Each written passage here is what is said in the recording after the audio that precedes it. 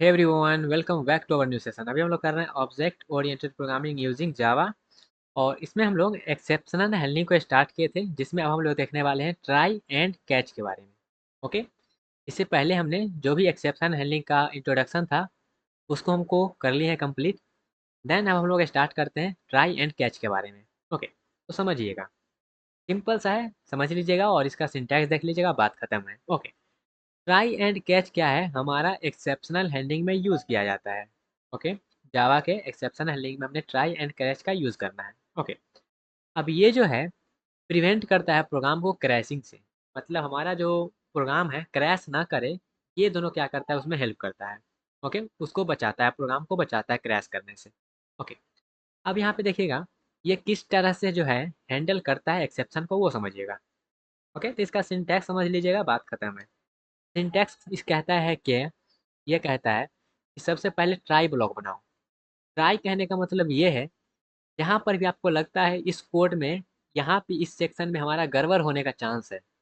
हो सकता है इन फ्यूचर ऐसा इनपुट है या फिर कुछ भी हो, वहाँ पे गड़बड़ होने का चांस है। ओके, तो उसको क्या करो, चुपचाप से ट्राई ब्लॉक के अंदर में डाल दो। चुपचाप से, ज़्यादा कुछ नहीं सोचना है, सिंपल सा जाओ और ट्राई ब्लॉक के अंदर में डाल दो। ओके, ज़्यादा सोचोगे तो दिक्कत हो जाएगा। अब ऐसा आप बिल्कुल समझिएगा कि हमको कैसे पता चलेगा गड़बड़ हो सकता है कि नहीं। अगर आपको थोड़ा सा भी लग रहा है तो उसको डाल दीजिए, नहीं डाल दीजिएगा। अगर मान लेते हैं एरर नहीं आने वाला है तो कोई दिक्कत नहीं है, ट्राई ब्लॉक कुछ नहीं करेगा। लेकिन अगर एक्सेप्शन आने वाला है रहेगा, तो वहाँ पे क्या करेगा, ये अपना काम करेगा। ओके, तो सबसे पहले हम लिखते हैं ट्राई ब्लॉक, उसके बाद लिखते हैं कैच। कैच क्या करेगा, जैसे ट्राई क्या करता है, आप इसको यहाँ पे जो है क्रिकेट का एग्जाम्पल लेके समझ सकते हैं। जैसे ट्राई क्या करता है, ये चेक करता है कि हाँ यहाँ पे गड़बड़ आ सकता है कि नहीं आ सकता है। अगर गड़बड़ आ रहा होगा तो क्या करेगा, उधर से कैच, अगर जो भी गड़बड़ होगा उस गड़बड़ को क्या करेगा, फेंकेगा। उस एरर को क्या करेगा, फेंकेगा। अब फेंकेगा तो कोई ना कोई कैच करने के लिए रहना चाहिए ना, तो वहाँ पे कहाँ पे आएगा, वो आएगा कैच ब्लॉक के अंदर में। तो क्या करेगा, वो कैच करेगा एक्सेप्शन को, और जिस टाइप का एक्सेप्शन रहेगा उस टाइप से क्या करेगा, वो अपने कोड को एग्जीक्यूट करेगा। ओके, सबसे पहले हम क्या करेंगे, ट्राई ब्लॉक बनाएंगे। इस तरह से ब्लॉक बोले तो इस तरह का जो हम लगा देते हैं इसको बोलते हैं ब्लॉक। ओके, ट्राई ब्लॉक के अंदर में जो भी रिस्की कोड है वो डाल देंगे। फिर आएंगे हम कैच में। कैच में यहाँ पे रहता है इस टाइप से लिखा हुआ, जो भी एक्सेप्शन का टाइप है वो एक्सेप्शन का टाइप रहता है, और यहाँ पे हम ई लिखते हैं, ई फॉर एक्सेप्शन। ओके, तो यहाँ पे जो भी एक्सेप्शन का टाइप रहेगा, जैसे अर्थमेटिक वाला है तो अर्थमेटिक वाला लिख देंगे। ओके, उसके बाद इस एक्सेप्शन को हैंडल करने के लिए जो भी कोड लिखना है वो कोड हम क्या करते हैं, कैच के अंदर में लिख देते हैं। क्लियर हुआ? थोड़ा सा क्लियर हुआ? अच्छा नहीं हुआ, चलिए देखते हैं, और यहाँ पे क्लियर हो जाएगा। अब यहाँ पे क्लियर होगा, अच्छे से थोड़ा सा ध्यान से प्यार से समझ लीजिएगा क्या है। सपोज करिए हमारे पास एक्सेप्शनल हैंडलिंग कुछ कंसेप्ट नहीं है, हम सिंपल सा जैसे स्टार्टिंग से करते आ रहे हैं वैसे करेंगे। अगर हमको क्या करना है, हमको डिवाइड करना है। तो डिवाइड करना है तो हम क्या करेंगे, हम इस टाइप से करेंगे, हम लिखेंगे 10/0। 10/0 लिखेंगे, डिवाइड होना चाहिए। लेकिन प्रॉब्लम यह है, नीचे में जीरो नहीं होना चाहिए। अगर नीचे में जीरो है तो क्या करेगा, यहाँ पे हमारा एक्सेप्ट जो है एक्सेप्शन आ जाएगा, गड़बड़ हो जाएगा। ठीक है, तो प्रोग्राम हमारा टर्मिनेट कर जाएगा। क्यों कर जा रहा है प्रोग्राम हमारा टर्मिनेट, क्योंकि यहाँ पे जो है नीचे में जीरो नहीं आना चाहिए, एक प्रकार का क्या है, एक्सेप्शन है। और ये किस फॉर्मेट में है, ये अर्थमेटिक के फॉर्मेट में है। तो अर्थमेटिक एक्सेप्शन यहाँ पे आएगा।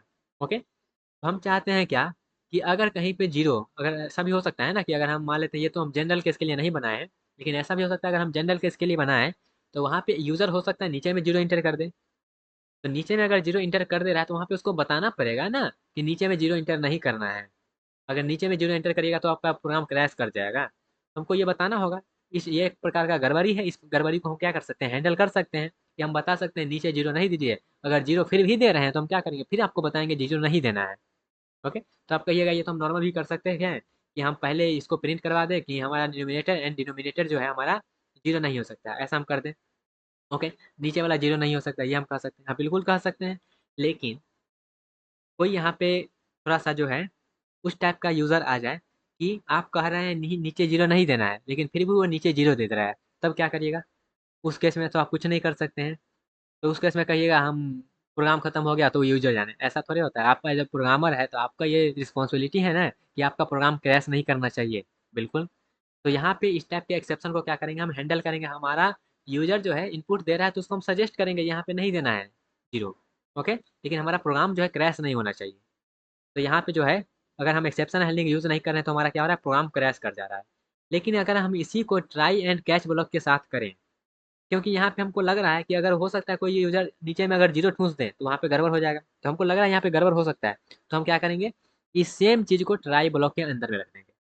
ट्राई ब्लॉक बस यहाँ पे एक एक्स्ट्रा आपको क्या करता है, प्रोवाइड करता है कि यहाँ पे अगर गड़बड़ हो सकता है तो हो सकता है, नहीं होगा तो कोई दिक्कत नहीं, वो नॉर्मल जैसा है वैसा ही रहेगा। ओके, तो हम क्या करेंगे, इसको ट्राई ब्लॉक के अंदर में भेज दिए।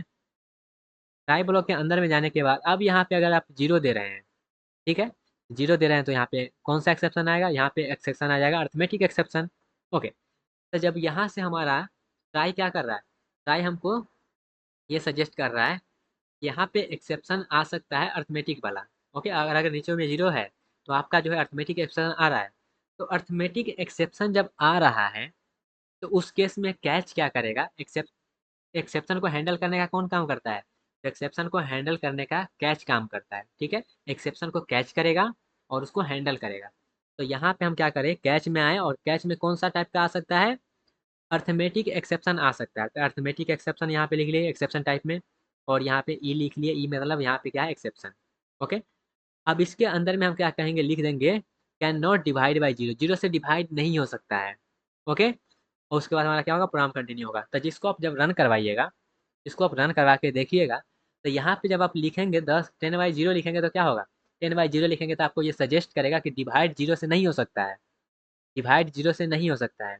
ओके, ये आपको बताएगा, और प्रोग्राम हमारा जो होगा वो कंटिन्यू होगा, प्रोग्राम हमारा क्रैश नहीं करेगा। लेकिन इस केस में हमारा प्रोग्राम जो है वो क्रैश कर जाएगा। ओके, दोनों को रन करके आप देखिए, एक में क्रैश करेगा, एक में क्रैश नहीं करेगा।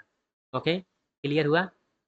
इसी को थोड़ा सा आगे बढ़ाते हैं ट्राई कैच को, और ये देखते हैं ट्राई और कैच जो है काम कैसे करता है।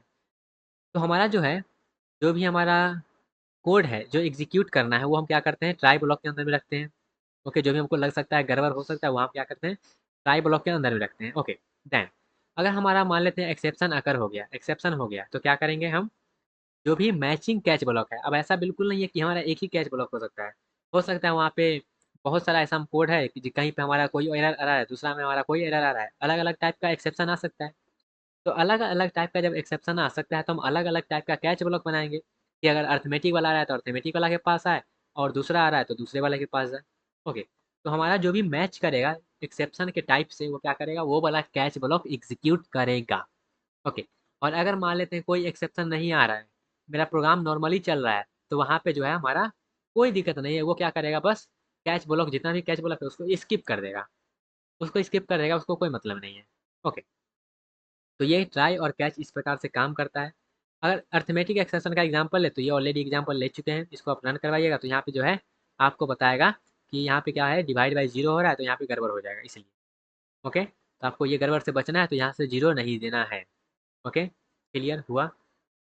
अब थोड़ा सा आगे बढ़ते हैं, और एरे वाला भी एग्जाम्पल, जैसे मान लेते हैं आप साइज 5 साइज का एरे बनाए हैं, लेकिन यहाँ पे आप 10वां साइज के इंडेक्स को एक्सेस कर रहे हैं, तो यहाँ पे भी क्या हो रहा है, यहाँ पे आपका गड़बड़ हो रहा है। ओके, तो यहाँ पे जो गड़बड़ हो रहा है, array index out of bound exception, तो इसको हैंडल करने के लिए ये वाला टाइप का हमने कैच ब्लॉक बनाया है।